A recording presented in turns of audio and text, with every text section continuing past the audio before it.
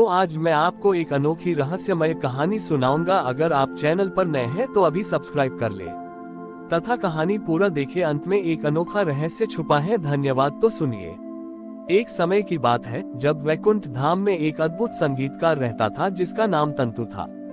तंतु की वीणा से निकलने वाला संगीत इतना मधुर था कि स्वयं देवी लक्ष्मी भी मंत्रमुग्ध हो जाती थी। उसका संगीत न केवल कानों को भाता था बल्कि सुनने वाले की आत्मा को शांति और आनंद से भर देता था।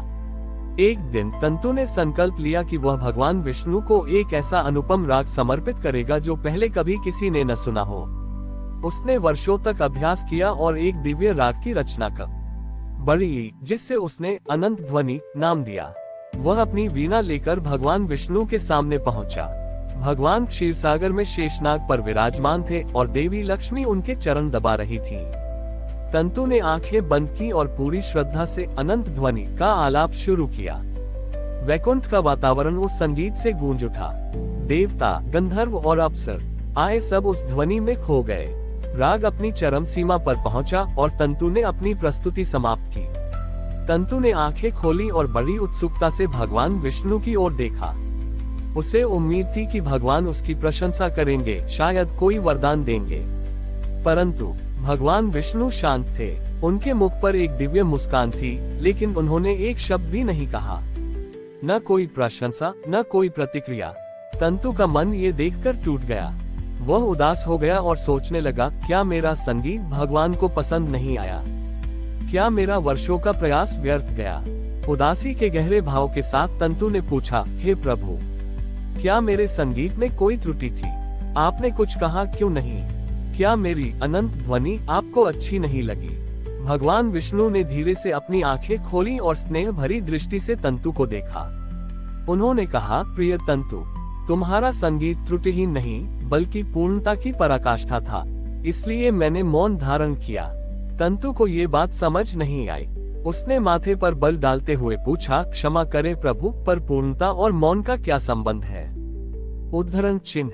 भगवान विष्णु मुस्कुराए और बोले, तंतु, जब तुम संसार में कोई अधूरा कार्य देखते हो या कोई त्रुटि देखते हो तभी तुम उसे सुधारने के लिए बोलते हो। जहाँ कमी होती है वहाँ ही टिप्पणी की आवश्यकता होती है। जब कोई शिष्य गलती करता है तभी गुरु उसे सही राह दिखाने के लिए बोलता है।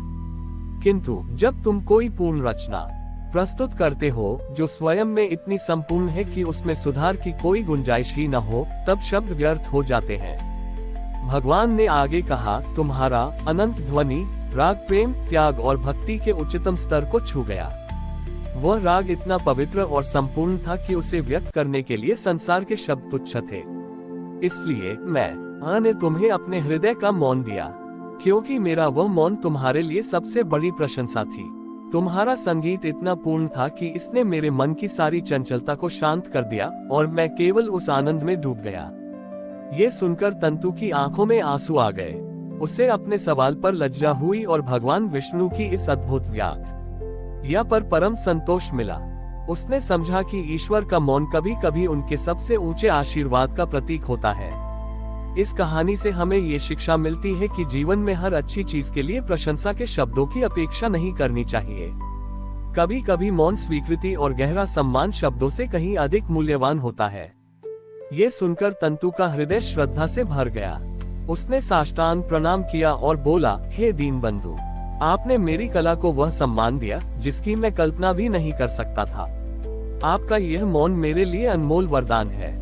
तंतु ने वह वीणा जिससे उसने अनंत ध्वनि का सृजन किया था वैकुंठ के एक पवित्र कोने में स्थापित कर दिया। वह एक नया संकल्प लिया। उसने निश्चय किया कि वह अब अपनी कला का उपयोग केवल भगवान की व्यक्तिगत स्तुति के लिए नहीं बल्कि संसार के दुखी और पीड़ित जीवों की सहायता के लिए करेगा। इसी बीच पृथ्वी लोक पर मगध राज्य में एक भयंकर सूखा पड़ा। फसलें सूख गईं, नदियां जलविहीन हो गईं और लोगों के प्राण संकट में आ गए। राजा, ब्राह्मण और साधारण नागरिक सब ने मिलकर इंद्रदेव को प्रसन्न करने के लिए यज्ञ किए, पर वर्षा नहीं हुई। ये देख भगवान विष्णु ने तंतु की परीक्षा लेने का विचार किया। उन्होंने अपने वाहन गरुड़ को बुलाया और एक साधारण मनुष्य का रूप धारण कर मगध राज्य में प्रवेश किया। गरुड़ रूपी साधारण मनुष्य ने वैकुंठ पहुंचकर तंतु से भेंट की और कहा, हे महान संगीतकार, मैंने सुना है कि आपके संगीत में इतनी शक्ति है कि वह प्रकृति के नियमों को भी प्रभावित कर सकता है। मगध में लोग प्यास से मर रहे हैं। क्या आप अपनी कला का उपयोग करके मेघों को बुला सकते हैं? उद्धरण चिन्ह। तंतु ने उस मनुष्य के कष्ट भरे शब्दों को सुना। उसे याद आया कि भगवान विष्णु ने उसे केवल अपनी प्रसन्नता के लिए नहीं, बल्कि सृष्टि के कल्याण के लिए संगीत की शक्ति दी है। उसने तुरंत अपनी वीणा उठाई। ये वही वीणा नहीं थी जिससे उसने अनंत ध्वनि गाई थी, पर यह भी एक दिव्य वीणा थी। तंतु ने मगध के लोगों के दुख, उनकी प्यास और उनके टूटे हुए विश्वास को अपने संगीत का आधार बनाया।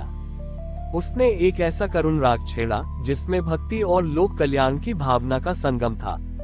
जैसे जैसे वीणा के तार बजते गए, तंतु की आंखों से अश्रुधारा बहने लगी। ये अश्रु वैकुंठ के नहीं, बल्कि पृथ्वी के दुख से उपजे थे। वह राग सीधे वैकुंठ से होते हुए ऊपर स्वर्गलोक के सिंहासन तक पहुंचा।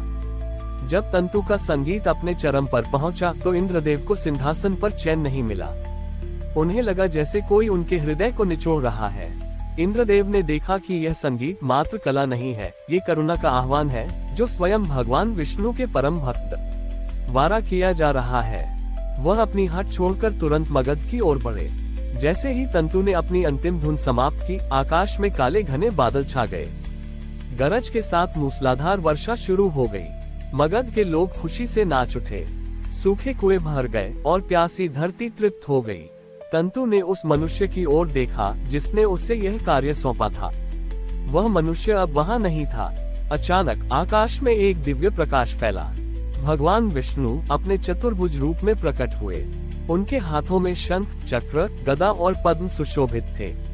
भगवान ने तंतु से कहा, तंतु, तुमने अपनी कला को केवल वैराग्य और भक्ति की ऊंचाई तक ही नहीं पहुंचाया, बल्कि उसे सेवा और करुणा का माध्यम भी बनाया। यही तुम्हारी कला की सच्ची पूर्णता है। मेरा पहला मौन तुम्हारी पूर्णता की स्वीकृति थी और आज तुम्हारा ये कार्य मेरी अखंड प्रसन्नता का कारण है। तंतु ने भगवान के चरणों में सिर झुकाया। उसे समझ आ गया कि सच्चा कलाकार वह है जो अपनी कला को ईश्वर की स्तुति के साथ साथ ईश्वर द्वारा बनाई गई सृष्टि के कल्याण में लगाता है। इस कहानी का सार यह है कि सेवा, करुणा से उपजी कला ईश्वर की भक्ति से भी अधिक प्रिय होती है। हमारी और भी आध्यात्मिक एवं अनोखी कहानियां देखने के लिए हमारे चैनल पर जाएं तथा धार्मिक एवं पौराणिक अनोखी कहानियां हमारे चैनल पर है। कृपया जाके देखें तथा हमारे चैनल को सब्सक्राइब करके रखें और वीडियो लाइक जरूर करें। धन्यवाद।